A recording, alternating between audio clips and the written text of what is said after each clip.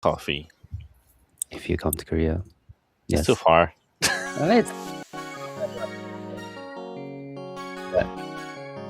12-hour flight, 14-hour flight. It's not too bad. Planes these days are so expensive. I know because of the oil. It's not the oil Yeah. crisis, but because of the war that's happening. Well, yeah. So traveling is expensive. Yeah, it is. No, I think it is affecting globally. It's sure because like it's definitely affecting here in Korea too. So the fun fact is the government of Korea is actually giving out like $100 to $300 to everyone to support because of the gas price hike is crazy. So Oh. like they're giving out money to about 70% of the entire population here. Oh, Wow. did you get money? No. Not yet. So they cut it based off of like your like your salary plus your Oh, okay. asset and whatever. So I guess I'm Because I was gonna say you could use that money to buy a Switch. yeah, before they actually hiked the price again because Steam Deck went up crazily. Yeah, right. Went up like $300 or something. I know, right? Do you actually own a Steam Deck, Mark? I do. It's actually I'm pretty much addicted to handheld devices. So almost every Ambernick, GPD, Steam, Switch. I've been buying handhelds since like the original GPD. Geez, I forget what the original one was called. It was like 2008. But yeah, pretty much every iteration of Windows, Android device, I'll buy it because I love retro gaming and I love indie games. So it's all perfect on handheld stuff. Yeah, that's awesome. Did you own a what was that thing called the PSP? It's like the old one. I had the original PSP. I had the PS Vita. Yeah, everything. The original Game Boy, the Advance. Yeah, even some of the weirder, more esoteric devices throughout the years. It kind of went nowhere.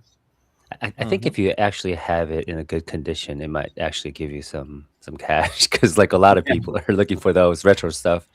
And I'm pretty sure Anthony has all of those stored somewhere in the shelf. He's also a collector himself. Yeah, awesome. Somewhere. Yeah. But yeah, welcome to Quest Unplayed, everyone. This is where we talk about video games, and we usually have a guest. And today, Zach is on a vacation with the family, so it's just gonna be us two. But it's gonna be even, or it's gonna be as fun as the other ones because we also have a guest. Welcome, Mark. Yeah. All right. So before we actually start the podcast, we have a sponsor. We are sponsored by Minimap, your ultimate gaming hub, and a gaming companion app. You can sync your game accounts. I don't know, leave reviews, and just basically do everything about video games except for actually playing it because we don't have a launcher for that yet. So here is our sponsor video. I don't know. I want it someday. Like one day, I want I want to announce like, oh yeah, finally you can actually have play the game on Minimap or something. I don't know. That'd be awesome. But hopefully. But yeah, here goes our sponsor video.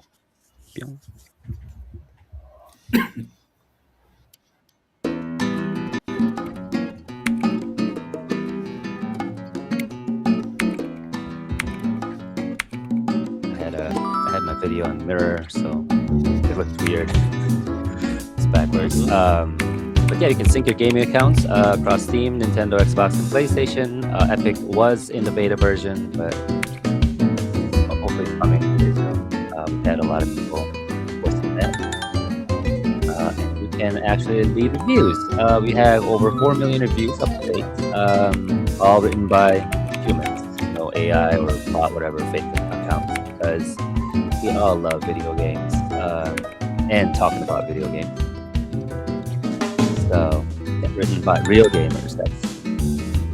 And also, you can connect with other people. I don't know, just meet cool people like myself, Anthony, and thanks. Didn't you taste it come out 2 days ago? Yeah, it was supposed to be coming out 2 days ago. Yeah, it was the fake GTA launch date before they actually delayed it.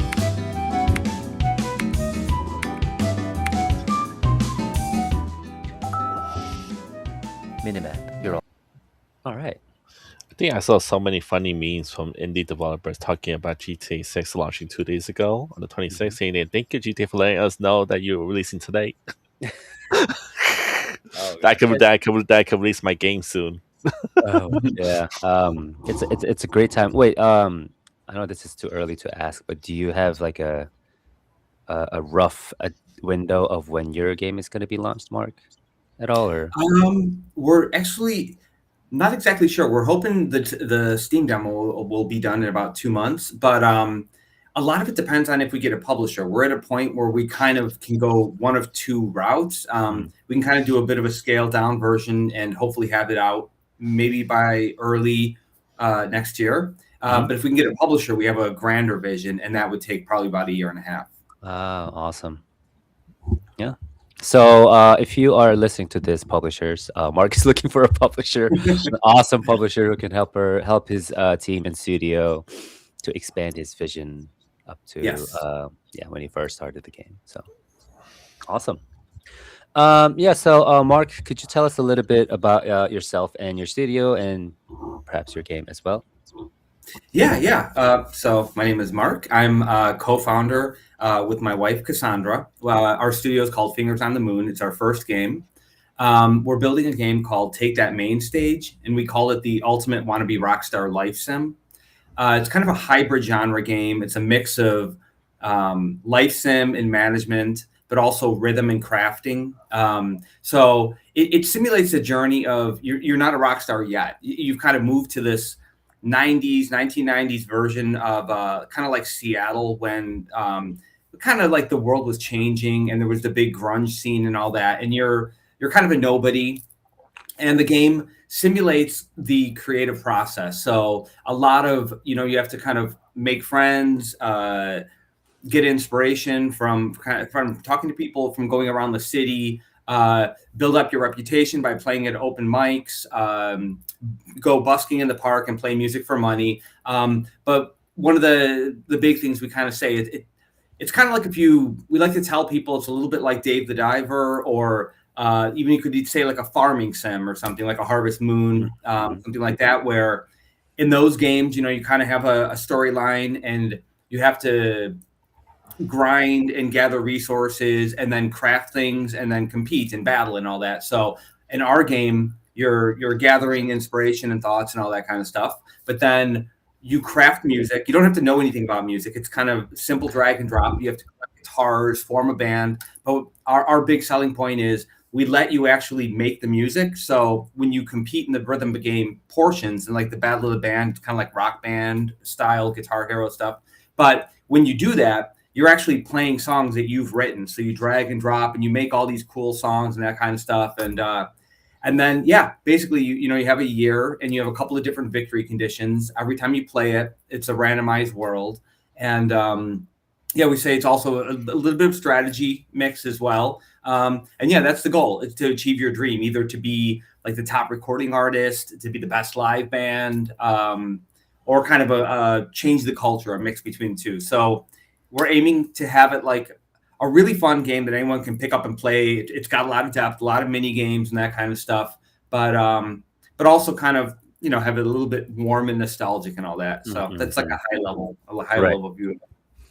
Yeah. I Mm. think for someone who went to high school in the early 2000s, I guess it could kind of resonate with some of the high school era that I was in. Because, like, back in the day, or I don't know, I don't listen to music that much these days unless it's like K-pop Demon Hunters because of my daughter, or Disney stuff. But back in the days, those like rock bands. I remember, like, what are like Linkin Park and Yeah. some, Yes. I forget all the names of it, but all those rock bands I used to listen to a lot, and it was like the almost like a culture of the teenagers where like everyone's like listening to that. And I think it might actually bring back those memories for a lot of people that were in those era. I know Anthony, you're like not too younger than I am, so you probably know what I was talking about. Hopefully, Yeah, pretty much. like Green Day and some 41. Is that was that the band? Yeah, that was like the Green kind of the Day, punk pop punk Yeah, music. yeah, Yeah. yeah. I remember. And also it was, U2. Yeah. and then also it was back when Guitar Hero kind of started. I think it came out when I was in high school.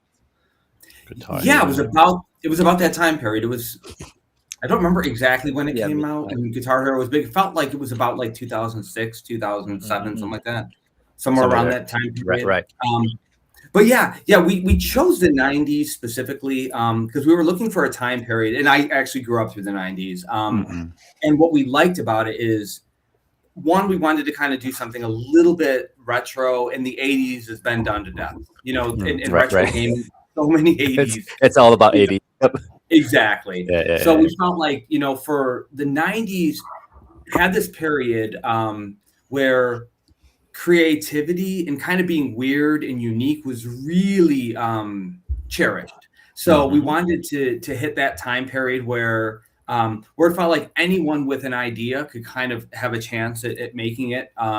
So that's why we chose that. But what we would like to do, if the game's a success, we would love to have different DLC where, yeah, you could do 2010s, like pop punk Linkin Park. You could do 1950s blues and jazz. You could do boy bands from like the early 2000s. And my wife actually, she was born in Nanjing, so she's Chinese, and we would love to do like a Chinese pack, where she could kind of do some of the things that like really resonated with her. So yeah, the idea is it starts in the 90s right now, but theoretically we could target all kinds of different generations.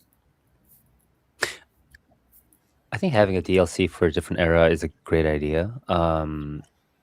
So there is a very famous like TV series here in Korea where they're like bringing back all the retro stuff, like so they started, I think, in like the 90s version, and then they're going back to like 80s version with like different cast, and then the same like production team is doing like the early 2000s version, and it's been Oh, like a awesome. huge hit. So like you actually can target different audiences of the different ages, and then you're like, oh, I remember those era when we were doing this, or when this was a hit, or but I guess like, Exactly. yeah, exactly, for the music, I think music plays a huge part in those different eras, so I think that's a great idea. And also adding like different cultures, like the cultures that you guys are familiar with. Obviously, like you've mentioned your wife is Chinese. That means like, she probably knows all the music and culture back in the days as well. So I think that's Exactly. And one of our artists, so the core team is just Cassandra and I. We're, like basically the main team,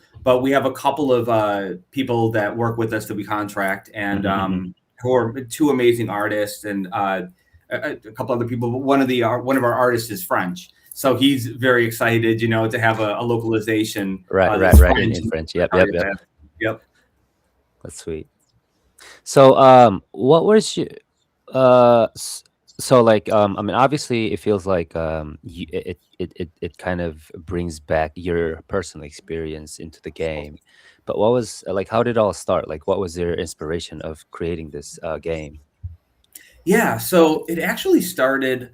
I mean, I actually worked professionally as an engineer. So, but it's most of my career has been like mobile and web, that kind of stuff. But I had throughout my entire life, I had always programmed little games, made little engines, that kind of stuff. I just never had like the right idea. And then in 2020, kind of when the lockdowns happened, like with pandemic, Yeah.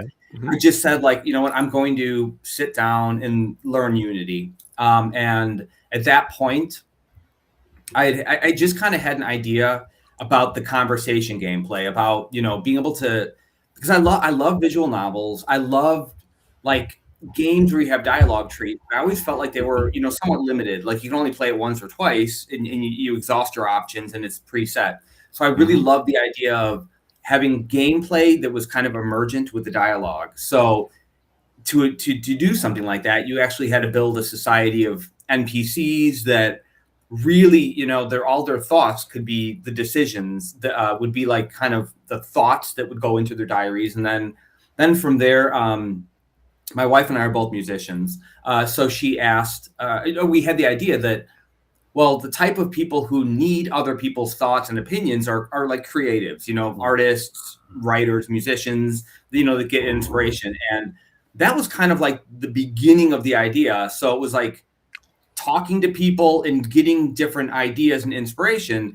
And then from there, it just kind of blossomed into, well, we need a game around this. And we ended up, adding the rhythm game part. And then we thought, well, the Rock Band games, the Guitar Hero, like, it would be cool to bring back that idea, but nobody's ever done anything where you're always playing somebody else's or some licensed music. Like, would be really cool, instead of like in The Sims, you build your own house. Well, like, what if we let you build your own music type of thing? So it just and then it over the years it blossomed into a bunch of ideas, and now like I feel like we really have a good idea of like how to make it a fun life sim, that anyone can pick up and play, and it's got depth and that kind of stuff. But that was like how the original idea started.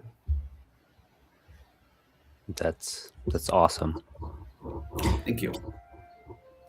Do you have any?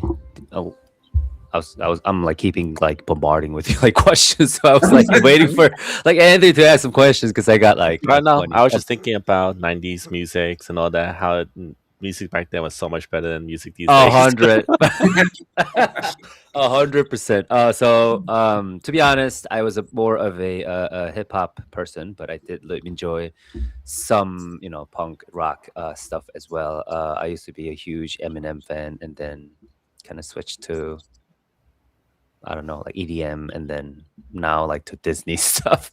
Like in our game, so we let you choose, because we really do try to have a lot of deep systems in it. But when you design your character at the beginning, we did choose 4 genres from the 90s that we thought were iconic. So one is alternative, and that was the bucket that would kind of be Nirvana and Alice in Chains and all those big bands. We have heavy metal. We have pop, which would be, theoretically anything from like Britney Spears sounding stuff. And then we're doing rap, but it's kind of like, because what was big in the 90s was like the gangster rap, like Snoop Dogg, like Nas. Yeah, exactly. So what we plan to do is, because we don't have an infinite budget, you're still going to see somebody playing guitar, but you can use synth samples. We can use hip hop beats. We can use pop beats. We can use, that kind of stuff. And you're still designing songs that can sound more era appropriate, like a rap song. But, when you're on stage, you'll still see a guy playing guitar. Yeah. But yeah, we definitely want to cover that because we want to evoke, the guitar, the 90s, Kurt Cobain, Nirvana type stuff. But we do realize, obviously not everyone likes that style of music. So we want to try to hit a couple of different genres, and that. So. Yeah. The music back in the 90s was so much better. I still listen to some of them. One thing I really like about the 90s, okay, I should say, I'm saying a romantic version of the 90s, because there was a lot of, bad stuff in the 90s. Yeah. But what I do like about the good stuff is I felt like, from my perspective versus a lot of modern music, it was a lot more honest, and it felt like it had more of just creativity was more celebrated, where I feel like a lot of times nowadays it's more like you're selling a brand. So you're more like attempting to promote kind of an image and less about the music itself. And again, I know that there's a lot of great artists now too, but just in general, like there was a period where it felt like poets were honored a lot more. If you wrote really great lyrics, you could connect with people a lot more than I feel like lyrics are appreciated nowadays. Yeah. I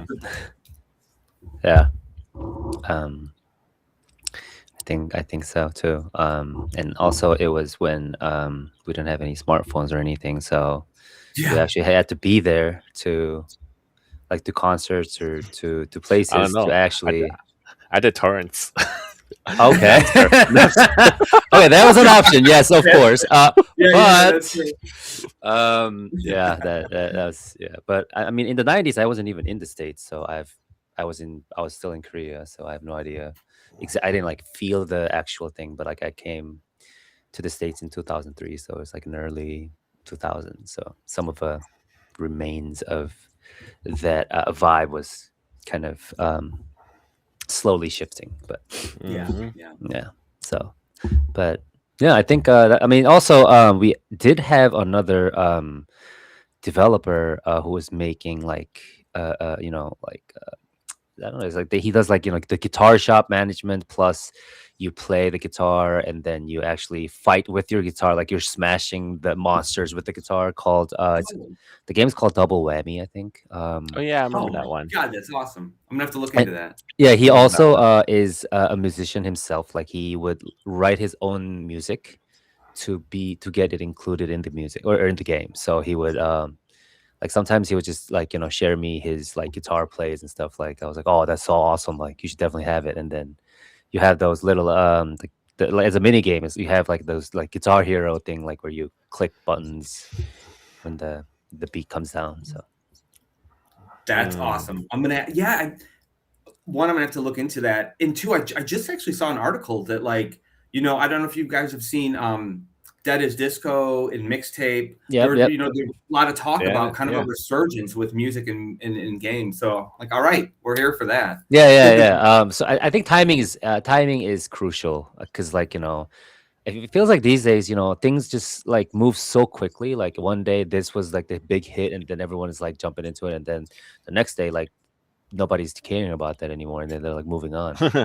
it's Yeah. nuts. I know you can spend like 5 years of your life like pouring your heart and soul, Right. and people move on within the next day. There's another big release, and Mm. yeah, in some ways it's well it's yeah, I mean it can be discouraging because you're like I don't know what has staying power. And you also see that if you look at like the Steam numbers, I mean I don't remember the percentages, but so many people are still playing like Counter-Strike or something, like they're playing games from like 20 years ago, and Yeah, that's like the yeah, yeah. majority of Yeah. They always have those comfort games they go back to. Like they'll try a new game for like an hour or so. They're like, I'm so tired. I'm just gonna go back to playing Counter Strike or something.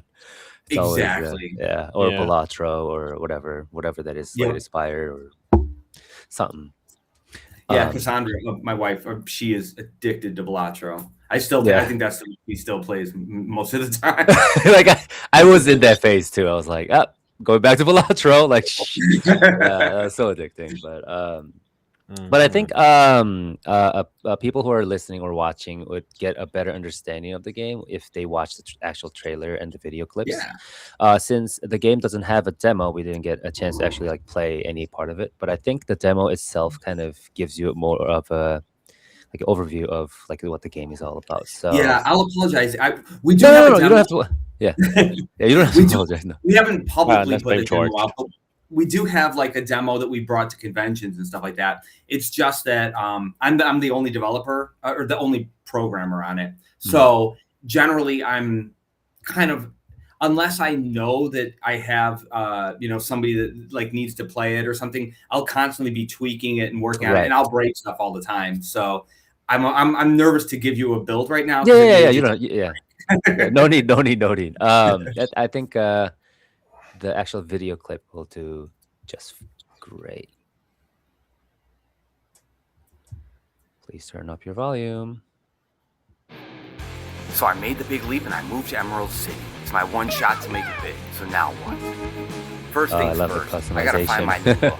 And oh yeah, my music style. I'm gonna be the next big alt rock. Yeah, I need superstar. to say Maybe I'll check the radio. this see is what's going nowhere on near around the our, city. our There's a final cool art. show at Indie I mean, Lounge next a lot Friday. of it's Looks like fun, it's for but a bands lot of with it's work in alternative love progress. songs. Perfect. And Now I just need also, songs, a band, and money. Cassandra and I threw this It's ready trailer today, together, so that's why it's not So I'll practice it's not guitar great right instead. now. I We'll gotta get do my a much chops better up anyway. trailer in a month or two. This is just kind of we needed to get something out for the Insider Gamer I'm gonna head to Showcase. the Right. bank and make some cash, play a few hits, and see if I can pick up a few new fans.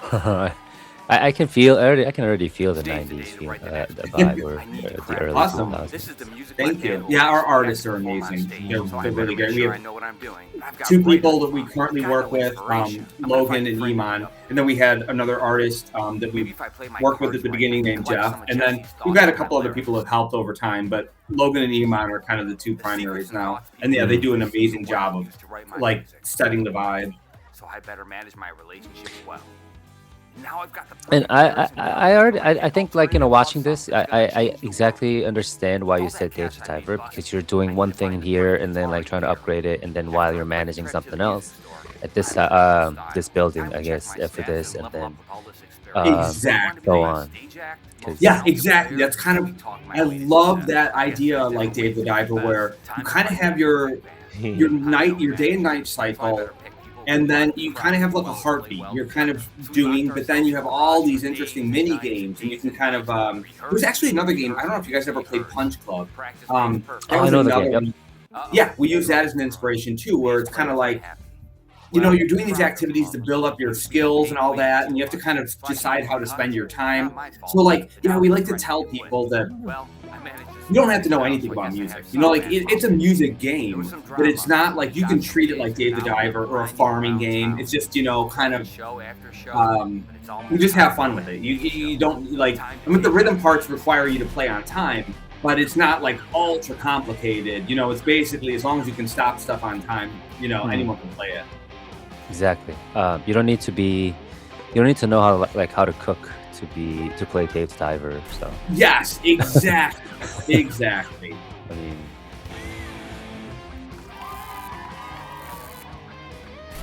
so the songs here are made by the actual players, or is it like how does the song work? Yeah, so the one in the soundtrack here is written by me. So I wrote and recorded that, and Cassandra helped Oh, with it. So yeah, this song, and actually the guitar. Have you guys ever heard of listen to know of Psycho Stick? They do no. a bunch of music for and actually they've done some like the angry video game nerd music. Okay. They're kind of like a big fun like metal band, but Mhm. anyways, we became friends with them. That's him actually. The solo right there is Josh from Psycho Stick playing that. But yeah, so the soundtrack songs Cassandra and I write and record, but the music, yeah, I'll have to give a different point. Like the music you actually play in the game is you compose it, so that there's that one part where you're dragging and dropping notes and stuff. That's like writing the song, and those are the notes that'll show up when you're on stage. So you kind of make that music. Mm. Um, and we kind of say, or we don't say, it's like a lot of it, the Battle of the Bands, we say the events in Battle of the Bands are kind of like racing games. So if you think about a racing game where if you're playing like Gran Turismo or Forza or something, and there's an event, it'll be for, I don't know, Toyotas or something like that. Mm. Yeah. You have to have a certain type of car to enter event. So that's how our game is. The different battle of the bands. Every night there's a battle of the bands going on at a club or something, but it'll be for a specific type of song. So it'll be Oh.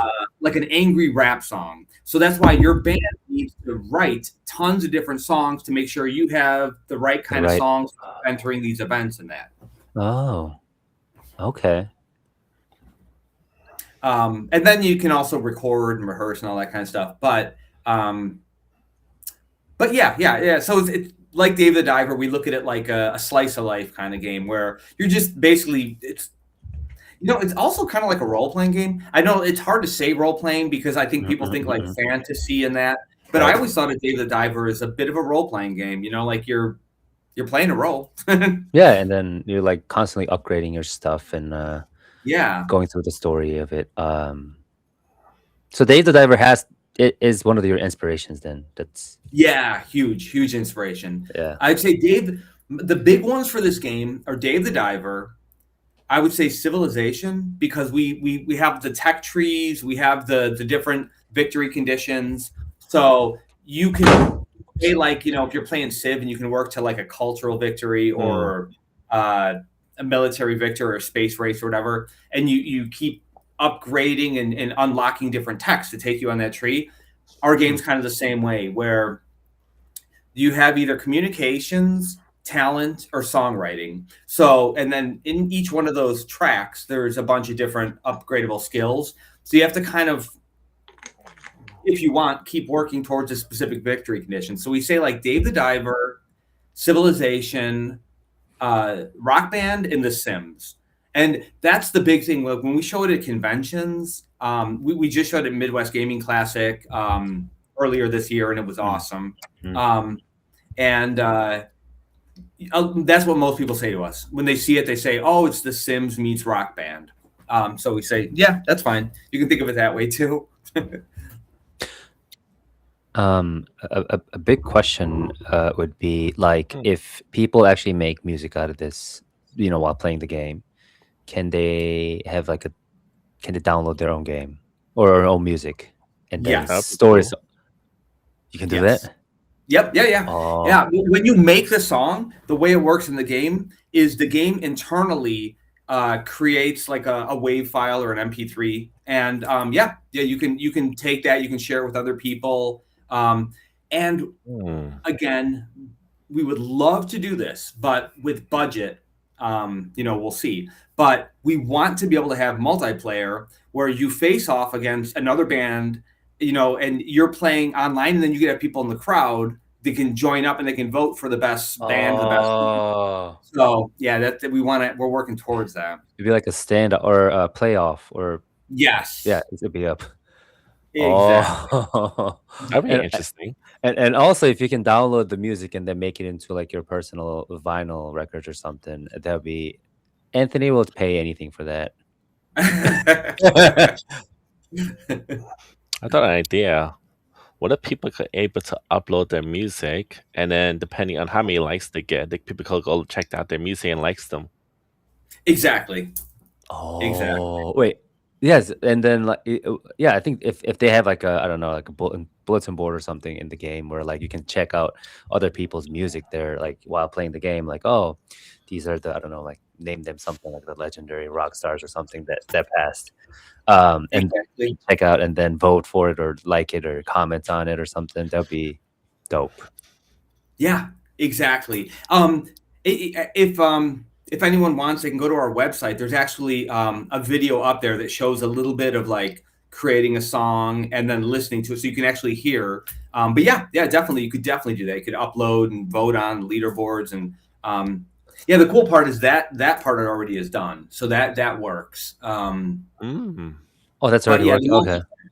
Yeah, the multiplayer part would definitely be a lot more work. But again, if we can. We haven't actually started looking for a publisher yet. We want to have the like the Steam demo up before we do that. But if we can get a publisher, it's something like the multiplayer Battle of the Bands. Yeah, it would definitely be doable. So you said you've been to many. Was this the Midwest one? The only convention that you went to, or have you been to other conventions? We've been to a bunch. So we did Midwest Gaming Convention. I'm sorry, Midwest Gaming Classic this year, and that was huge. There's like 45,000 people there. Oh wow! But it's a huge convention. It's not just indie games. They have hundreds of classic arcade games. They have a video game museum. They have like skateboarding competitions. It's cosplaying everywhere. Yeah, if you guys are ever in the Midwest, I would highly recommend it. It's very cool. But there's another big convention we've done a couple of years now called MDev. That's up in Wisconsin, that's held, and that's a very, very cool convention. They highlight indie games. And Wisconsin's got a lot of big publishers up there, and game devs like Raven, Activision. There's some big studios up there, so they turn up for that event. We've done Chicago. The indie game scene here is run by some really cool people. We did Chicago indie game convention last year. And then a couple of smaller ones. We actually just submitted for PAX West.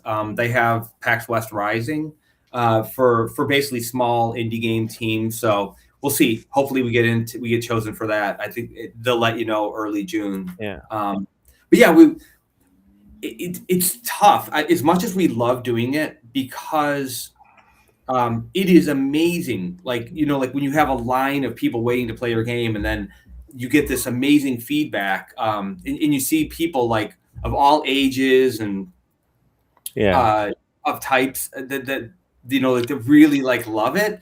You're like, okay, I want to do this all the time, but they're expensive and it's a lot of effort. Did you prepare any merches for those conventions? Yeah. So if you can see, so what we do is we have a leaderboard. We give out every convention. We give out 10 shirts to the top 10 performers. Okay. We get branded guitar picks, branded pens, stickers, all that kind of stuff. So we usually say like, if you try the demo, you get a certain like little pack. If you're one of the leaderboard people, you get a t-shirt. And this last one, we also gave out mouse pads and tote bags. So we gave out to a bunch of people. All right, Anthony's buying the ticket. Anthony's thinking about it. Anthony's thinking about buying the ticket. I was just thinking other stuff. Like, did you want to like think about trying to go international also? Yes. I start. Oh, you mean release the game international? Or no, like convention, like try to spread out like more audience. I would love to. I love traveling is like my favorite thing, and my favorite thing in the world. So I would love to go just for the traveling. But in terms of expanding the audience, definitely. The only problem is right now the game's it's not localized; it's only English. But we are kind of little by little working towards being able to support other languages. But I would definitely love to go to anywhere, show it anywhere. Yeah, one of our friends that we met, he's making a game. I don't know if you guys know Chris Quintero. He's making High Fructose. It's a really awesome, like a competitive. So he was actually one of the animators on Doom Eternal. Doom Eternal. So he's an incredibly talented guy, and it's this really cool game. It's like Fruit Ninja meets like competitive, like I don't want to say Doom. It's like what's that? What is that genre where it's like really intense, and you're kind of like doing wall climbing, and I can't think of the name of like any of the games.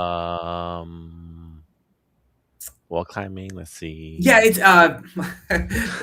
it's almost like parkour. Is it like Ghost Runner? Yes, there you go. Yes, it's like that meets Fruit Ninja. It's very, very cool. And he just went to Japan, and he won an award for like best visual design at whatever the Japanese kind of. I don't remember the name of it right now. My memory's terrible. But he won an award at one of the Japanese conventions. That's cool. I was going to say, because Japan is a big on rock music. They love rock music a lot. Like, I listen to a lot of Japanese rock music, and they're so good. Exactly. I definitely want to, exactly. I want to target that as much as possible. Unfortunately, it's just a lot of like our issues right now come down to like time and resources. Like with me being the only coder, and Cassandra does a lot. So I mean, she's a data scientist by day. She's brilliant, like much smarter than me. So she does a lot of the algorithm stuff. She does a lot of like the things where it has to determine like how to score things and all that. She does a lot of that. We both split the game design duties. But oh my god, where was I going with this? That she's awesome. Yes. She's awesome. We'll just put it there. I don't remember what else. Yeah. I think that's the point we have to take from this. Yes. No, but I'm sorry. I remember what it was. No, go ahead.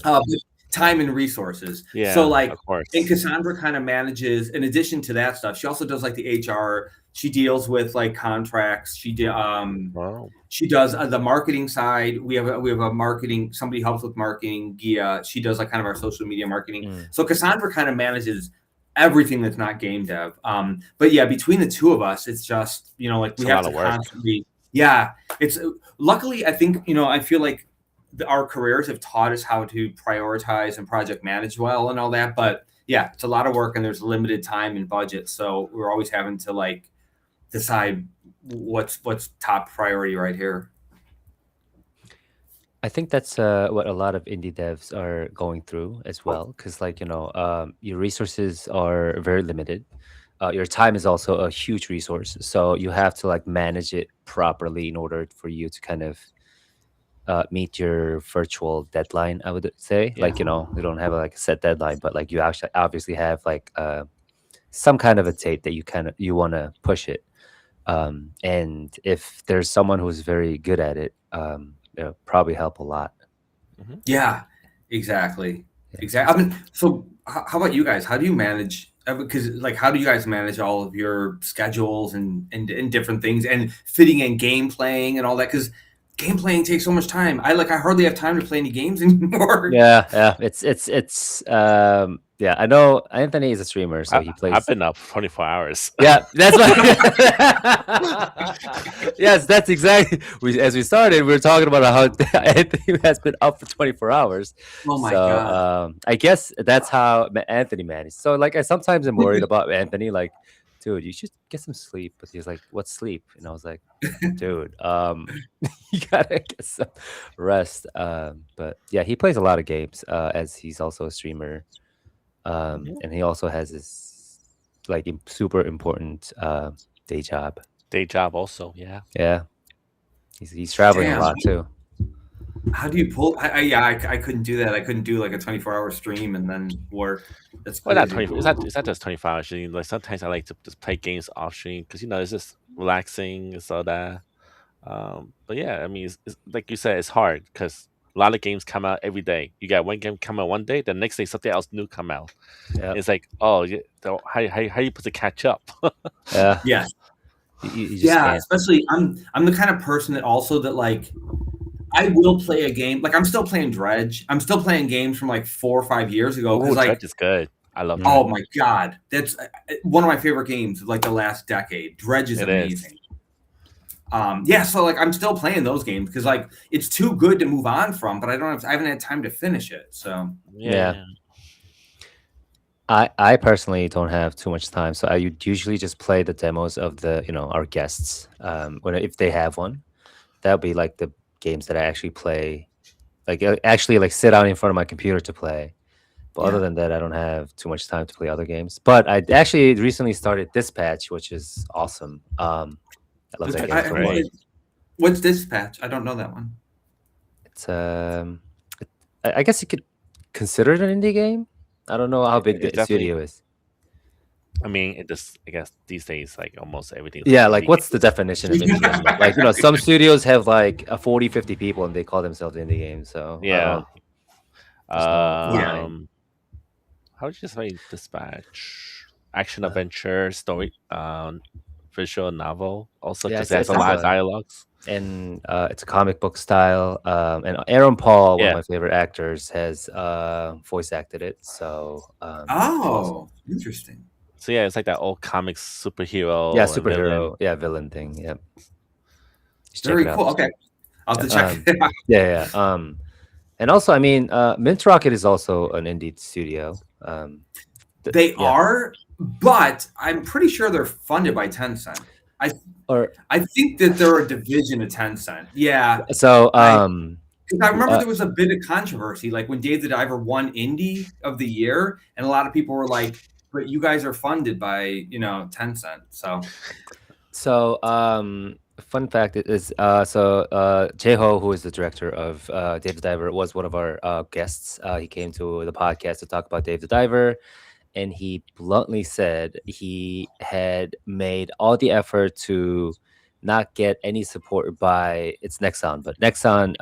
Nexon. But anyways, he tried everything to not get funded by Nexon, and also he even returned all the marketing budgets that they offered, and then they turned it back because they wanted to make it as indie as possible, like the actual studio of it. So I guess, and also it kind of felt like they're not like super like locked up into each other. Like, I don't know. It felt like it was like a two different separate company. It felt like how. Okay, that's awesome to know. And actually, I've chatted with him a few times on LinkedIn. He's incredibly nice. Like, I can't believe he even talks to me. Like, I'm a nobody, and like, they're like one of the biggest games. But yeah, no, that's awesome to know, because I remember there was controversy about that. Yeah, there was a controversy. Yep.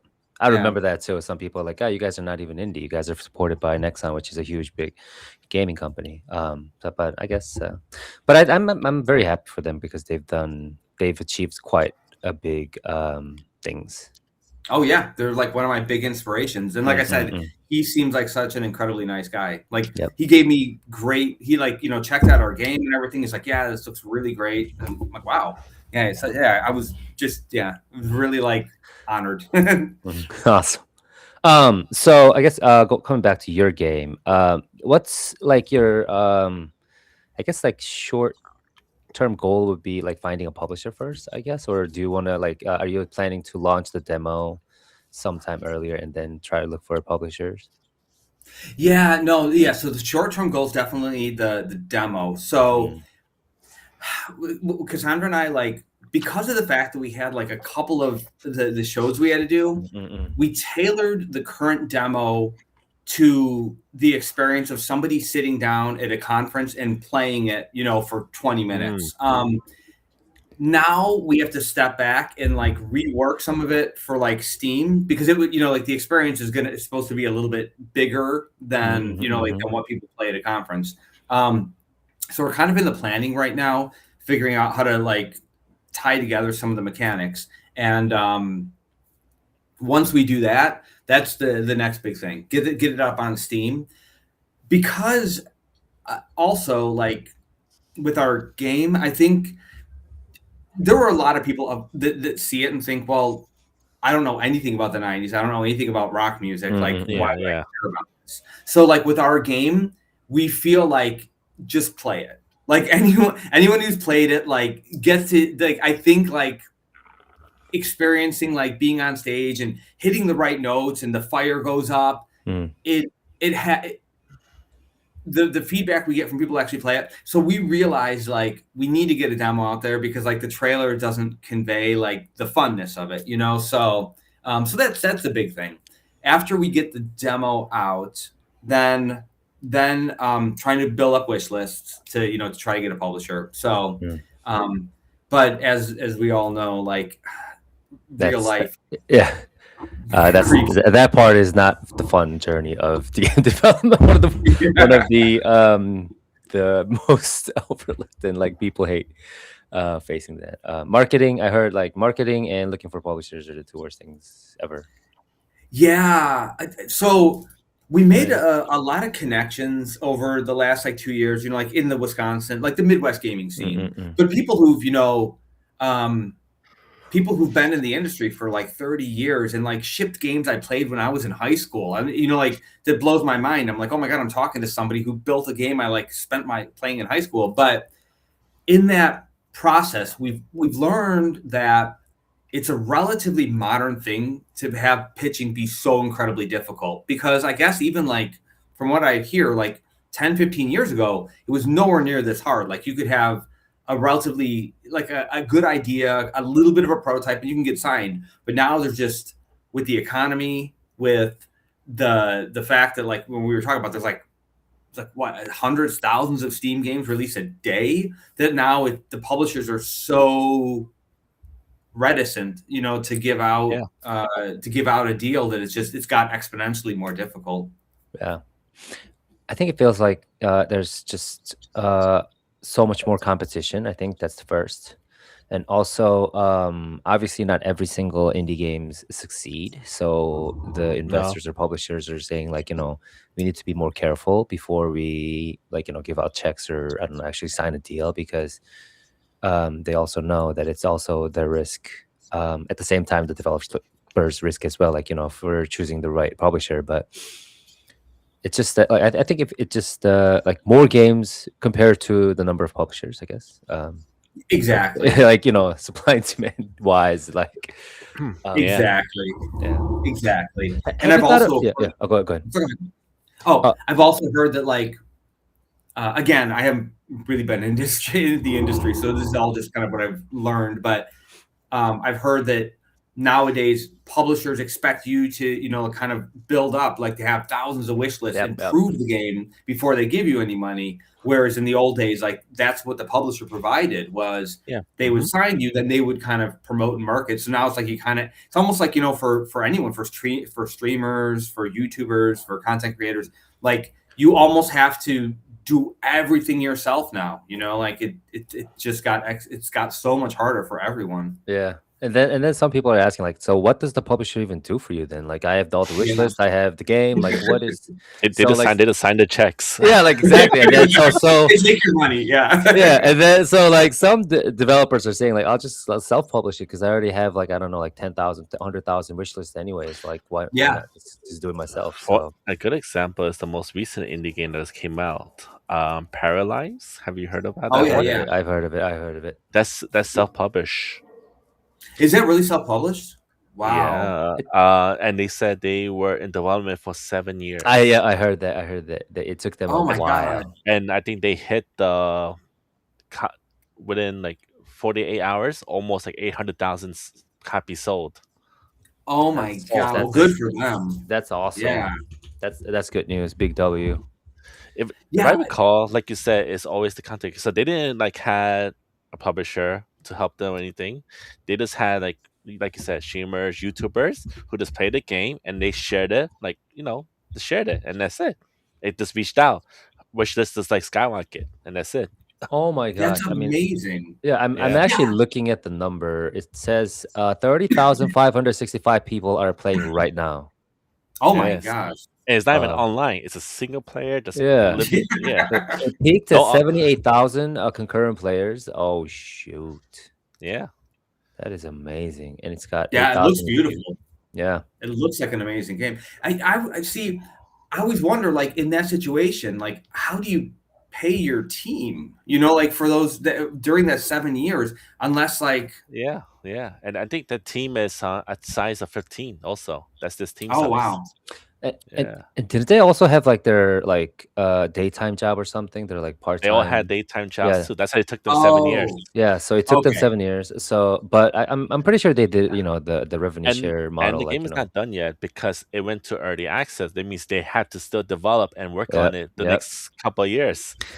I guess it could be a good time to like actually quit their daytime job and actually work on this for some if it's something that they prefer to do. Exactly. So I mean, that's always the risk, like if you become like a full-time indie developers, it's always those financial problems that you have. I think someone asked the team, say, so is there any plans for you to expand your team or get a publisher? And they said nope. We have a solid team. We love our team, and we're not going to find publisher. We're not going to expand it because we have a good solid number of people working on the project. Good fucking choice. Yeah, that's awesome. I would love to go that route. I just feel like it's going to take us 10 years. Yeah, I think I guess that's what kind of happened to Team Cherry as well. They're basically a very small team, even though they probably made like millions of dollars. They're not expanding their team to like 100 people or something. Oh, and I would love to keep it. My dream would be 7 to 10 people. Like if I could just afford to pay, like, and have a small little studio, make interesting little games. That's the dream. I definitely don't ever want to be, like a huge studio or anything like that. But I would love to be able to, because again, like, one, we work full time, and two, we can't afford to pay the contractors. We have to like spread out the work. So it'd be amazing to have like full-time people working with you on on something. Exactly. That'd be a lot of people's dream. I think I think like 15 to 20 would be like the ideal, if you are able to kind of keep them. Yeah. Obviously, you need to like include the marketing. Someone has to do like marketing, community stuff as well. So, but yeah, I think that's a great choice for. Wait, what's the name of the developer or Paralives? But anyways, they did a great job. I see. Yeah, Alex Messiah, I think that's his name. He started as a solo by himself. Nobody for the first several months. Wow, that's awesome. He Yeah, did everything by himself. Yeah. And what I love about it, it's like a massive. I mean, it's basically like a Sims type game, right? It seems it it looks is. like that. But with Yeah. more freedom, basically. Wow. Like the freedom to be creative, the freedom to do what you want to do. Oh, Be who you want to I be. think I sound similar to your game too. It's a good sign, right? People love it. Yeah, So. hopefully people. Yeah, hopefully we can meet those expectations. But the way you asked is how they did it. So they actually started a program called Community Support Program, where people contribute like funding to the support. So, and then with that funding, they get insight, behind the scene of the development. They get access to the testing, so they get to test the game. So they got like a little hand to it. So it's like not like Kickstarter, but more like a community. So you could like stop anytime. You could like want to contribute first couple of months, then you can stop. You don't have to contribute no more. Oh yeah, kind of like a Patreon. Yeah, so they started that as a way. So they call it community support. You want to do it, you could do it. You don't want to, you just could do 1 month. That's about it. That's yeah. Is that similar to the what was that recent game Citizen Starship or something that got Star $1 billion? Yeah, the $1 billion support. Yeah, Star Citizen did the same approach. Yeah, I guess so. Community That's support. Yeah, so they didn't do Kickstarter, they didn't find publisher. They just have people. If you want to if you want to play and have a little taste of the game, contribute. That's it. You get behind the scene, you get exclusive access. Yeah, all that. I think I read the article where he says like they're selling like some kind of ship or something for $5,000 as like a support, and then actually a lot of people actually bought that to support it. So that number actually aggregated to $1 billion now. They have gotten support $1 billion. That's like GTA 6 level. Yeah, it's crazy. Oh my god. Yeah. Yeah. I think community is super, super important. Yeah, it's like this. If you have the community there, and then they see your game, and they want to support your idea and your dream, because they want to play the game also. They don't want to see something and then it gets canceled right away or it disappears. Exactly. Yeah.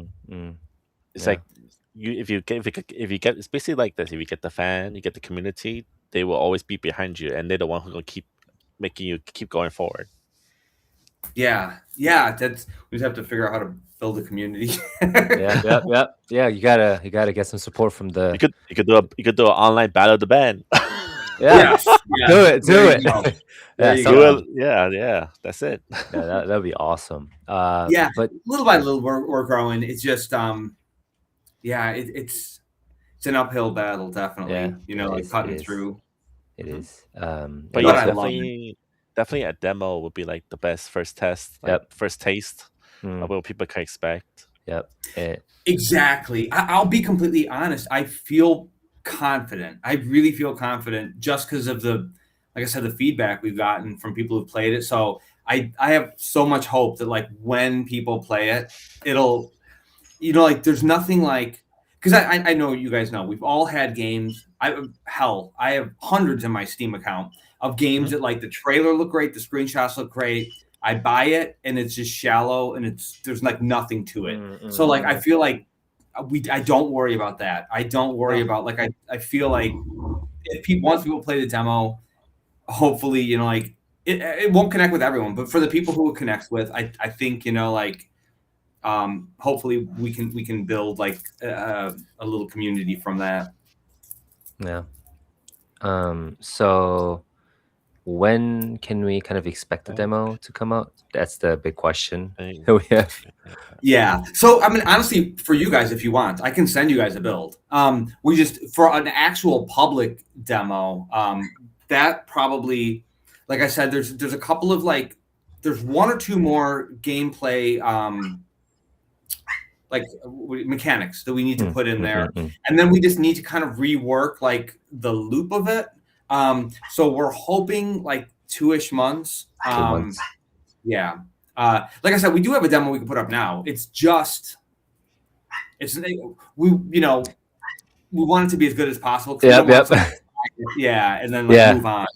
Yeah. I think it almost feels like a dilemma for a lot of indie game developers. Like they want to make it so perfect, but then that means they have to put some more time. Meaning that maybe there a lot of them are thinking like, oh, is this like lost opportunity because I'm spending more time into the demo, and then maybe I could have just released it earlier so that I get more like wish lists or something. But I think it's I guess it's the timing and like how like what level do you want to kind of say it's done. Like you actually have to decide like it's done. Like I'm just gonna go do it. Yeah, exactly. It's very difficult. It feels like. Yeah, exactly. And I feel like I truly feel like now, like kind of the roadmap we have to wrap it up for the Steam demo, I feel like we know exactly what we want to do now. So yeah, we're definitely gonna kind of put the code freeze and be like, okay, this is it. Yep. Like, once we get this working and tested, like nothing, like no scope creep from here on out. Right. Just this is my personal question, but I've seen a couple we've had a couple indie game developers where they're actually working with their either like partners or wife or husbands or someone like brothers even. Do you guys ever like fight over like the decision that has to be made on the game? Because like I mean we had brothers once and they said like they never fight.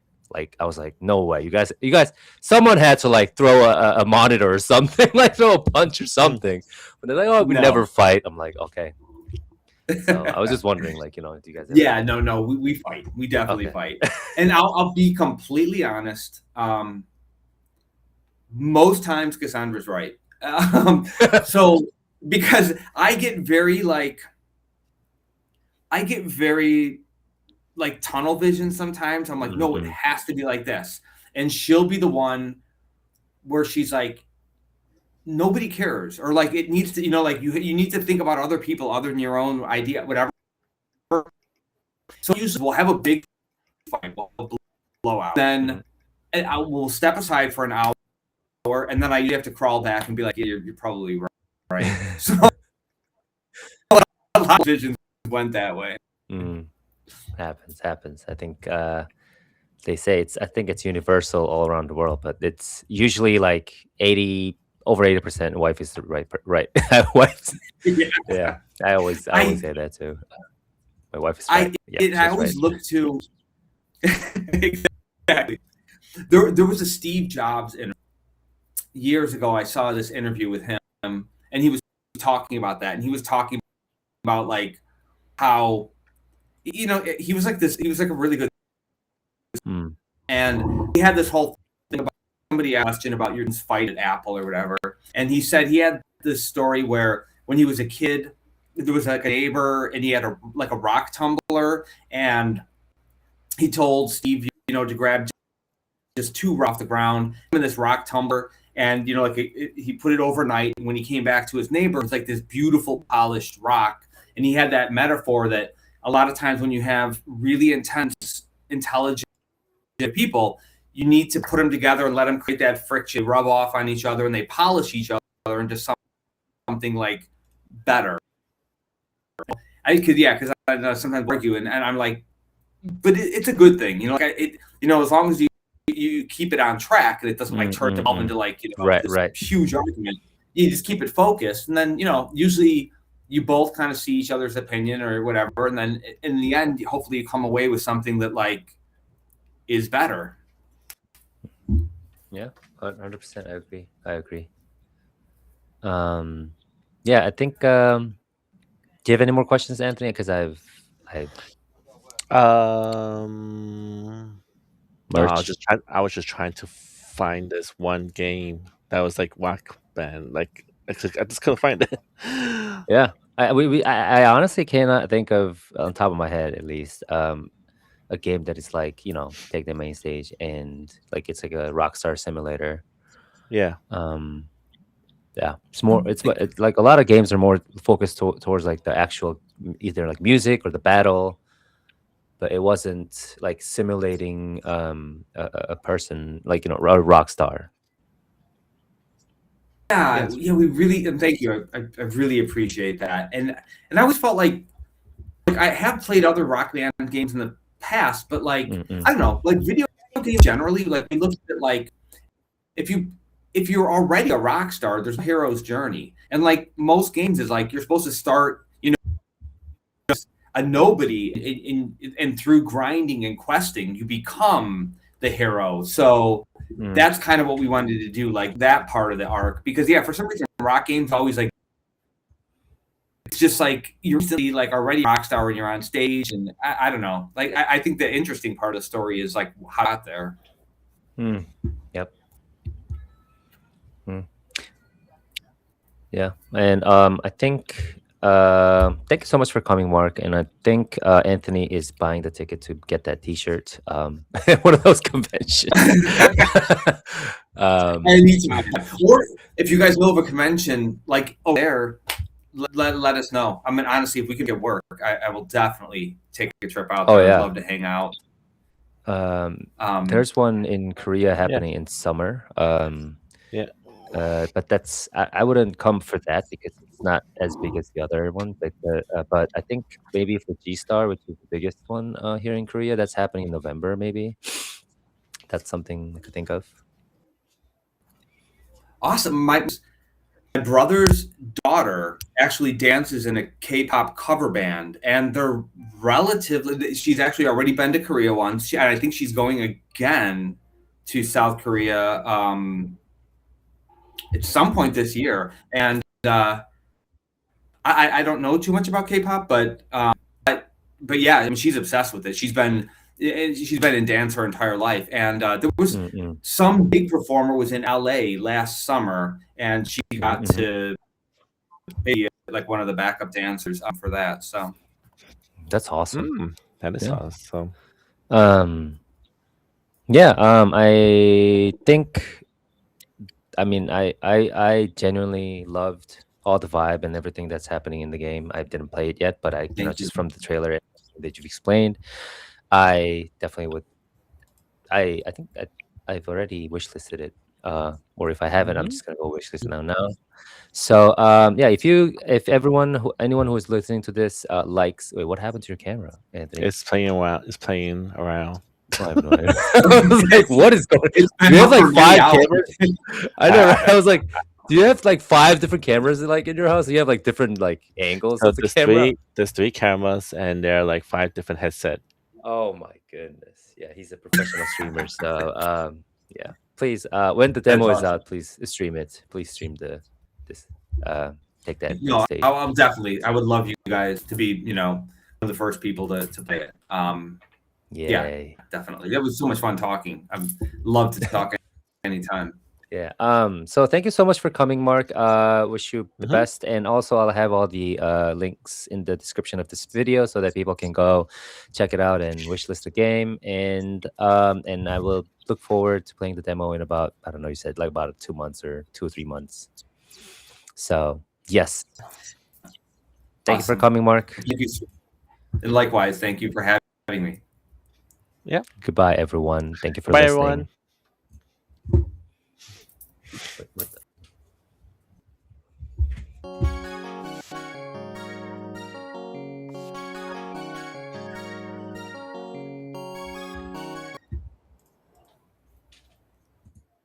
And